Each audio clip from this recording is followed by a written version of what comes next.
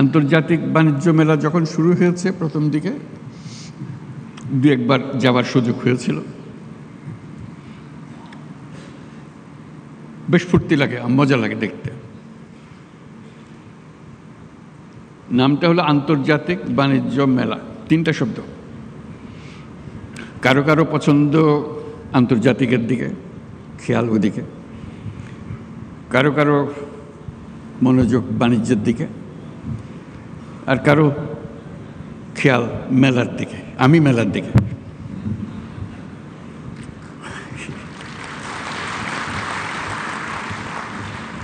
ভালো লাগে মেলা, এটাই মূল আকর্ষণ। আসলে সবাই ফুর্তি করে আসে, মনে মনে ভাবে। পরে শুনেছি বেশ উৎসাহ সহকারে বিভিন্ন পরিবারের আলোচনায় বছরের কতগুলো জিনিস তারা বাণিজ্য মেলায় কিনবে বলে রেখে দেয়।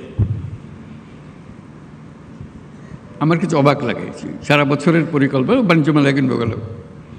তার একটা আকর্ষণ আছে বাণিজ্য মেলার, এবং তার মধ্যে যত না বাণিজ্যের বিষয়, মেলাটা তাদের মজা বেশি দেখার জন্য, ফুর্তি করার জন্য।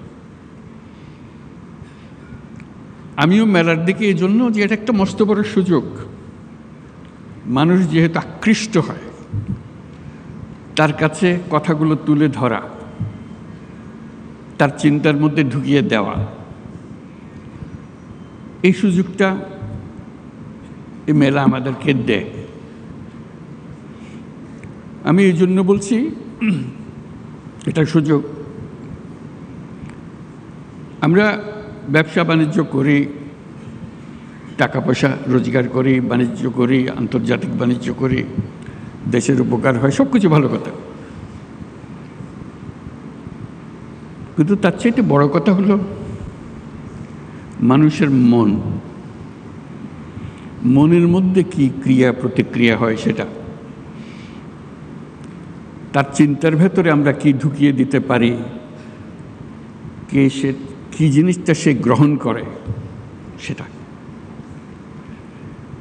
এটা আমাদের দেশের জন্য অত্যন্ত গুরুত্বপূর্ণ। এই দেশটা একটা অপূর্ব সুযোগের দেশ। আমরা উত্তরাধিকার সূত্রে পেয়েছি অসংখ্য মানুষ, 17 কোটি মানুষের দেশ, এত ছোট্ট একটা জায়গার ভেতর, এবং তার মধ্যে বেশিরভাগ হলো টাটকা তাজা তরুণ। এরকম শক্তি খুব বেশি দেশের কপালে আসে নাই, আমাদের এসছে। যেটার কারণে বারে বারে জোর দিচ্ছি এই তারুণ্যের শক্তিকে উন্মোচিত করার, সুযোগ সৃষ্টি করার। তার মধ্যে আরেকটা বিষয় বারে বারে দৃষ্টি আকর্ষণ করি, মানুষ মাত্রেই উদ্যোক্তা, শ্রমিক না। শ্রমিকটা হলো একটা বিপথে চলে যাওয়া, এটা মানুষের পথ না। মানুষের পথ হলো সৃষ্টি করা, নিজের মনের মধ্যে যা আছে তা সৃষ্টি করা, অন্যের হুকুমে সৃষ্টি করা না। এটা হলো তফাৎ।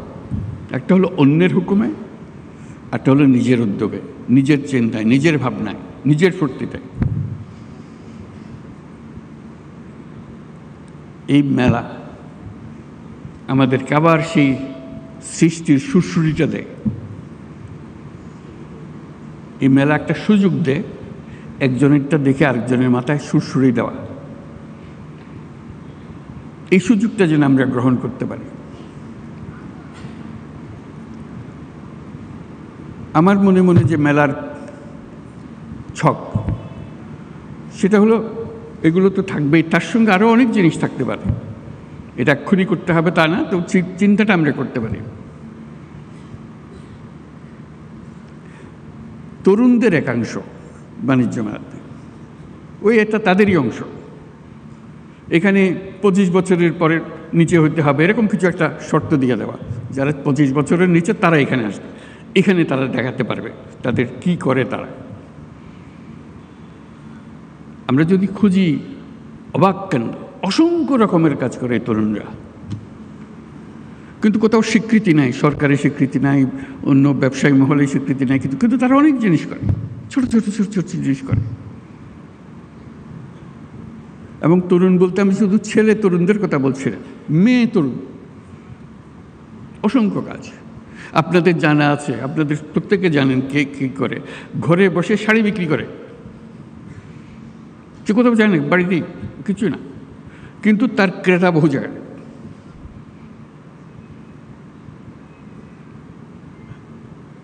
গৃহিণী, বয়স্ক মহিলা, 4-5 ছেলে মেয়ের মা ব্যবসা করছে। কি করে? রান্না করে খাওয়ায়।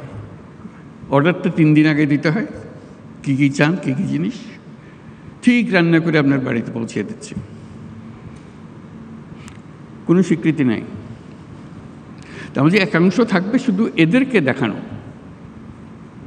যারা অত্যন্ত চমৎকার বুদ্ধি নিয়ে এই দুনিয়ার সব কাজের ফাঁকে দিয়ে সে একটা ব্যবসা নিজে সৃষ্টি করে ফেলেছে।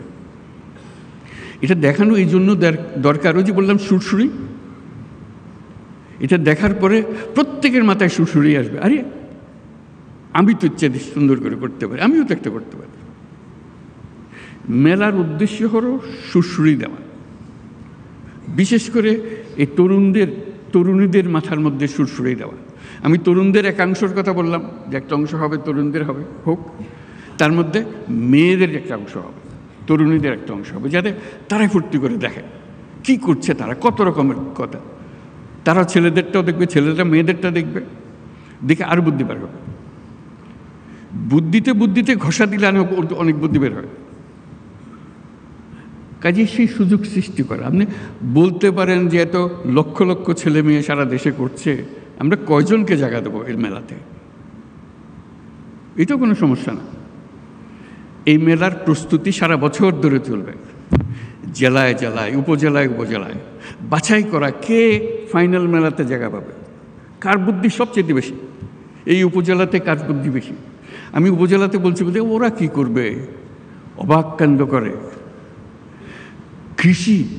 কৃষির জগতে যে বিবর্তন হচ্ছে মানুষের বুদ্ধিতে, সরকার সহযোগিতা করেছে কিন্তু মানুষ বুদ্ধিটা নিয়ে নিয়েছে, বহু রকম জিনিস করছে। কৃষিতে, শিল্পে, হস্তশিল্পে, কুটির শিল্পে যত রকমের জিনিস আছে, আইসিটি, আজকে টেলিফোন দিয়ে কত রকমের ব্যবসা হচ্ছে, কম্পিউটার পর্যন্ত যেতে হচ্ছে না, কিন্তু কম্পিউটারও চলছে। কত রকমের ব্যবসা, আন্তর্জাতিক, আমি তো দেশের কথা বললাম, আন্তর্জাতিক ব্যবসা। ঘরে বসে কোথায় কোন দুনিয়াতে কি সফটওয়্যার বিক্রি করে দিচ্ছে সে। কাজে উপজেলায় প্রতিযোগিতা হবে, প্রত্যেক উপজেলা থেকে 3-4 যা আপনারা বিচার করেন আসবে, তাদের জায়গা পাবে, তাদের সমস্ত খরচ সরকার বহন করবে।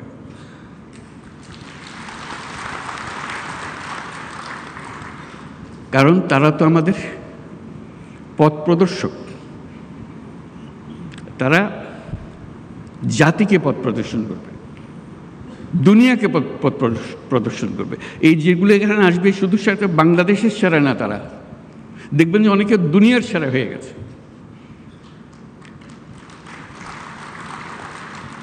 দেশ আর দুনিয়ার সীমারেখা এখন আর নাই। আমরা যে পর্যায়ে তরুণরা আমাদেরকে যে পর্যায়ে নিয়ে এসছে, আমরা একাকার হয়ে গেছি, এখন আমরা ওই সীমাতে চলে গেছি।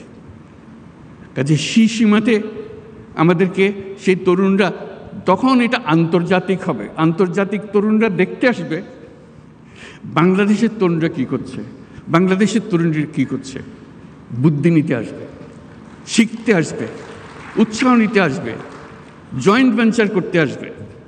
আজকে যে ঘরে বসে করছে সেটা দেখা যাবে যে আন্তর্জাতিক ব্যবসাতে পরিণত হয়েছে। এটার কোনো তফাৎ নেই, ঘরে বসে কাজ, আন্তর্জাতিক কাজ কোনো তফাৎ নেই, শুধু আকারে বড় বুদ্ধি, ছোট্ট বুদ্ধি।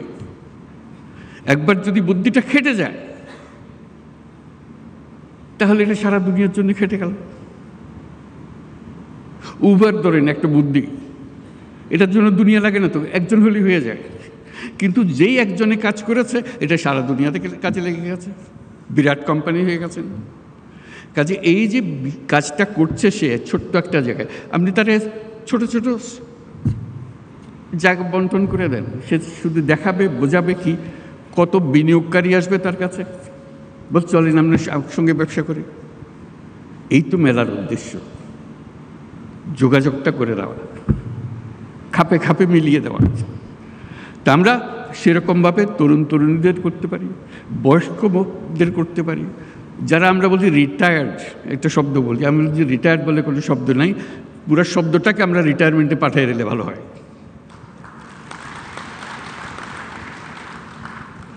একজন মানুষ কখনো রিটায়ার করতে পারে না,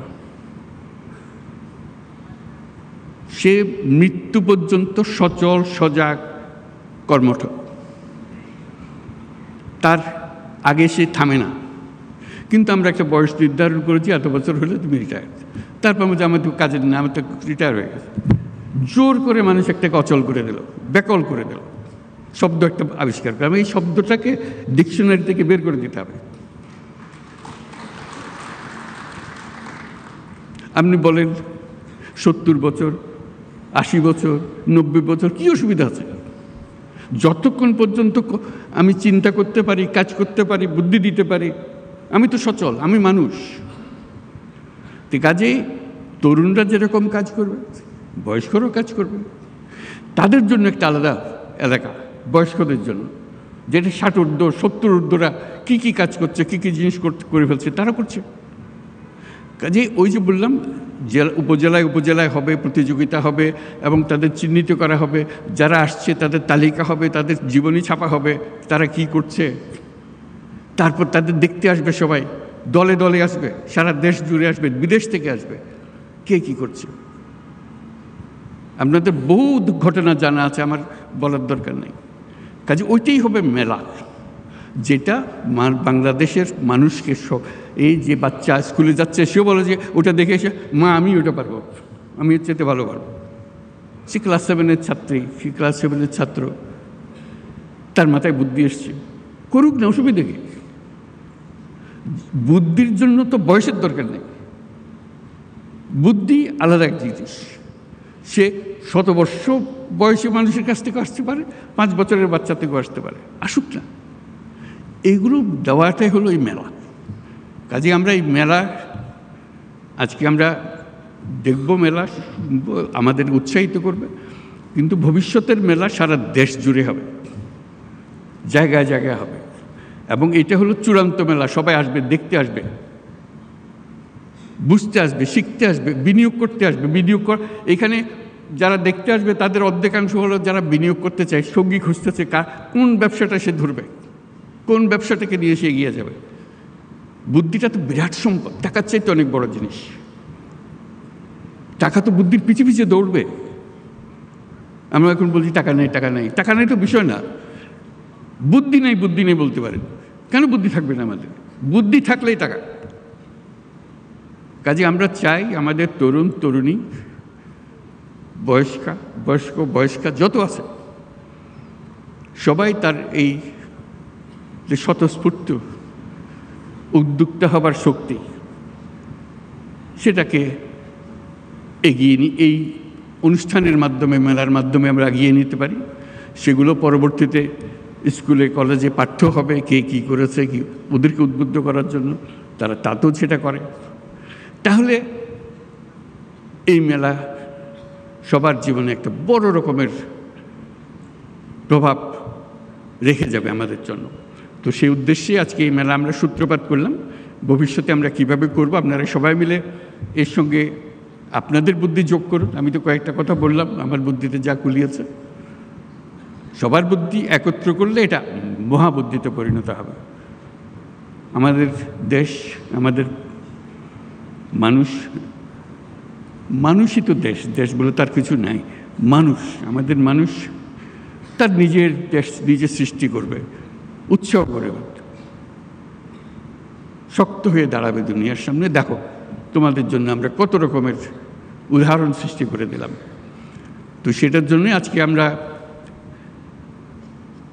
আন্তর্জাতিক বাণিজ্য মেলার শরিক হয়েছি। আমাকে লিখিত কিছু দিয়েছে, সেটা পড়ে শোনাই, তারপর আমরা শেষ করব। দেশে উৎপাদিত পণ্য সামগ্রীকে আন্তর্জাতিক মানদণ্ড অনুযায়ী উৎপাদন ও রপ্তানি উন্নয়ন ব্যুরো দীর্ঘদিন ধরে কাজ করে আসছে। এই সংস্থা নতুন নতুন পণ্যকে রপ্তানিতে অন্তর্ভুক্তকরণ, পণ্যের বাজার সম্প্রসারণ, পণ্য বহুমুখীকরণের অংশ হিসেবে প্রতি বছর এই মেলাটি আয়োজন করে। এই ধরনের বিপণন প্রসারমূলক কার্যক্রমের ফলে ইতিমধ্যেই আমাদের তৈরি পোশাক বিশ্ববাজারে নেতৃস্থানীয় অবস্থান তৈরি করেছে। বেকারত্ব কমানো, বৈদেশিক মুদ্রা অর্জন এবং দারিদ্র্য কমিয়ে আনার মাধ্যমে রপ্তানি বাণিজ্য দেশের অর্থনীতির ভিতরকে মজবুত করতে বিশেষ ভূমিকা রাখছে। সরকারি পৃষ্ঠপোষকতায় স্থানীয় পণ্যের মান উন্নয়নে সেবা প্রদানকারী সংস্থাগুলোকে আরও শক্তিশালী করা হচ্ছে। রপ্তানি সেবা প্রদানকারী সংস্থাগুলোর সক্ষমতা বৃদ্ধি, আধুনিক ও দ্রুততর সেবা নিশ্চিত করার লক্ষ্যে সংশ্লিষ্ট সংস্থার বিদ্যমান অবস্থা, সমস্যা ও সম্ভাবনা সংক্রান্ত গ্যাপ নিরূপণের জন্য সার্ভে করা হচ্ছে। সকলের সম্মিলিত প্রয়াসে নতুন নতুন পণ্য উদ্ভাবনের মাধ্যমে আমাদের রপ্তানিকে আরও সমৃদ্ধ করতে হবে। পণ্যের পাশাপাশি সেবা খাতে বিনিয়োগ ও রপ্তানি বৃদ্ধির লক্ষ্যে এগিয়ে আসার জন্য আমি আমাদের ব্যবসায়ী মহলকে অনুরোধ জানাচ্ছি। দেশের রপ্তানি পণ্য বহুমুখীকরণের পদক্ষেপ হিসেবে সরকার নানামুখী কর্মসূচি বাস্তবায়ন করে চলেছে। এর মধ্যে রপ্তানিতে অবদান ও সম্ভাবনার বিষয়ে বিবেচনাক্রমে পণ্য খাতকে যথাক্রমে সর্বোচ্চ অগ্রাধিকার খাত, বিশেষ অগ্রাধিকার খাত হিসেবে ঘোষণা করা হয়েছে। এছাড়া রপ্তানি প্রসার ও প্রণোদনামূলক কর্মকাণ্ডকে বেগবান করতে প্রতি বছর একটি পণ্যকে প্রোডাক্ট অব দ্য ইয়ার, বর্ষের সেরা পণ্য হিসেবে ঘোষণা দেওয়া হয়। এই প্রক্রিয়ার মাধ্যমে আমি প্রোডাক্ট অব দ্য ইয়ার তো বটেই, এন্টারপ্রেনিয়র অব দ্য ইয়ার সেটাও পরিচিত করতে চাচ্ছি, যাতে করে প্রোডাক্টের উপরে যেমন জোর, তার চাইতে বেশি জোর যে করলোটাকে। এই প্রক্রিয়ার মাধ্যমে জনগণকে ঘোষিত পণ্যের উৎপাদন ও বিপণনে উৎসাহিতকরণে প্রয়োজনীয় পদক্ষেপ নেওয়া হয়। এবার ফার্নিচার পণ্যকে 2005 সালের বর্ষসেরা পণ্য হিসেবে ঘোষণা করা হয়েছে।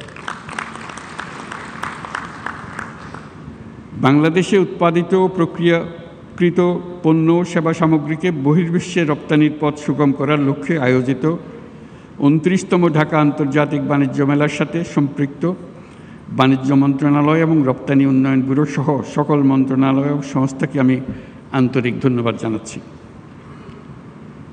এই সঙ্গে আমি ঢাকা আন্তর্জাতিক বাণিজ্য মেলা 2025-এর শুভ উদ্বোধন ঘোষণা করছি।